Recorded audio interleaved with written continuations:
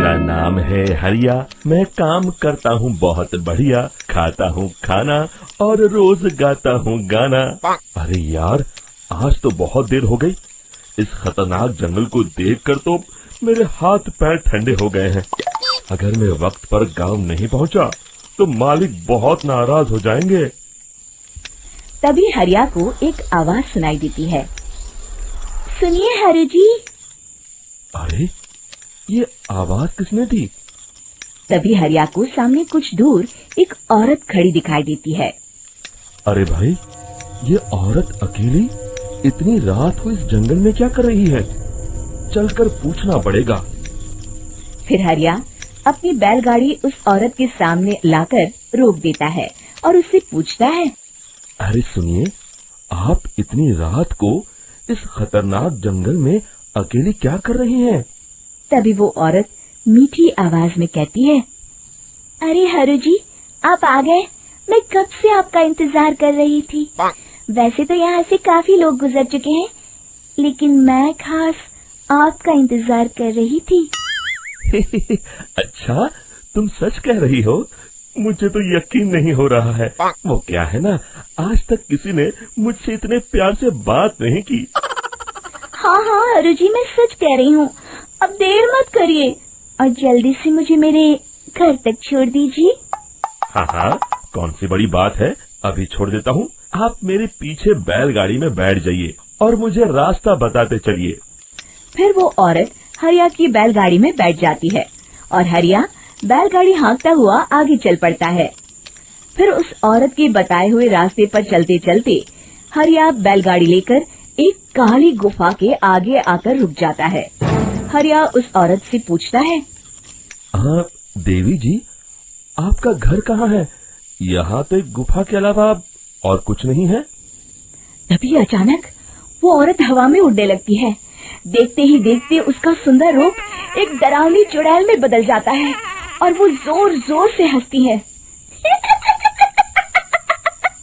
अरे तू तो एक नंबर का बेवकूफ निकला।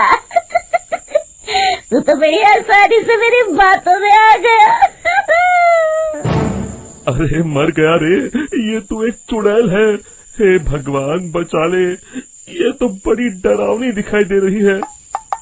और फिर अगले ही पल हरिया की बैलगाड़ी में रखा सारा सामान हवा में उड़ता हुआ उस काली गुफा के अंदर चला जाता है और वो चुड़ैल भी उस गुफा के अंदर जाकर कहीं गायब हो जाती है।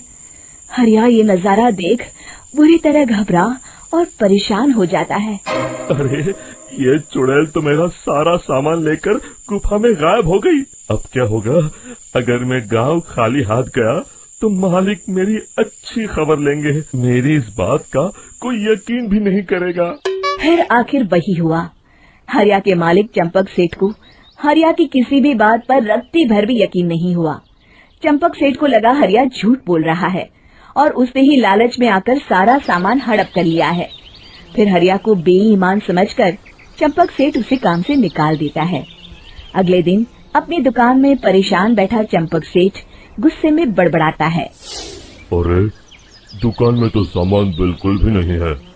अब मुझे ही शहर जाकर सामान लाना होगा। फिर वो अपनी बैलगाड़ी लेकर शहर चला जाता है। शहर से सामान लेकर जब चंपक सेठ वापस गांव लौट रहा होता है, तभी उसे एक आवाज सुनाई देती है। चंपक जी, ओ चंपक जी। अरे, ये तो कोई मेरा नाम लेकर मुझे पुकार रहा है। फिर उस रास्ते में वही औरत खड़ी दिखाई देती है। फिर क्या था, हरिया की तरह चंपक सेठ भी उस औरत के पास अपनी बैलगाड़ी लेकर जाता है और वो भी उसकी चिकनी चुपड़ी बातों के मुंह जाल में फंस जाता है। फिर चुड़ैल उसे भी अपनी गुफा तक ले जाती है और उसका सारा सामान लेकर गुफा में गायब हो जाती है। बेचारा चंपक सेठ लाचार होकर खाली हाथ गांव लौट आता है। फिर ये उस जंगल में रोज की बात हो जाती है। जो कोई भी शहर से कुछ लेकर गांव की तरफ लौटता, वो चुड़ैल उसे बेवकूफ बनाकर उसका सारा सामान लेकर गुफा में गायब हो जाती। एक दिन हरिया एक लकड़हारे को उसी जंगल की तरफ जाते हुए देखता है। फिर हरिया उसे रोकते हुए कहता है। अरे भाई, क्यों अपनी मौत को दावत दे रहे हो? मेरी बात मानो, आगे जंगल में मत जाओ, वहाँ एक बड़ी भयानक चुड़ैल रहती है। लकड़हारा हरिया की बातों को नजरअंदाज करते हुए कहता है, अरे भाई, मुझे पहले ही बहुत देर हो चुकी है, मुझे जाने दो भाई। शाम तक लकड़ियाँ काट कर शहर के बाजार में बेचना है।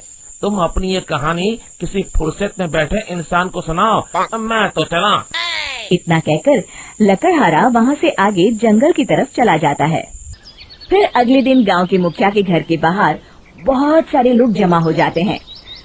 तभी हाथ में कुल्हाड़ी लिए खड़ा लकड़हारा कहता है, अरे मुखिया जी, अब आप ही हमें बचाइए उस जंगल वाली चुड़ैल से। हमारा सारा काम तो शहर से ही होता है। अरे मुखिया जी, उस चुड़ैल की वजह से तो मैं पूरी तरह बर्बाद हो गया हूँ।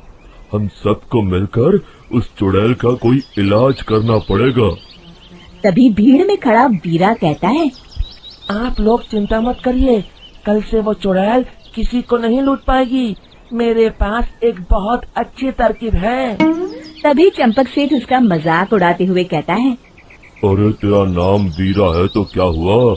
तूने अभी उस चुड़ैल को देखा नहीं है?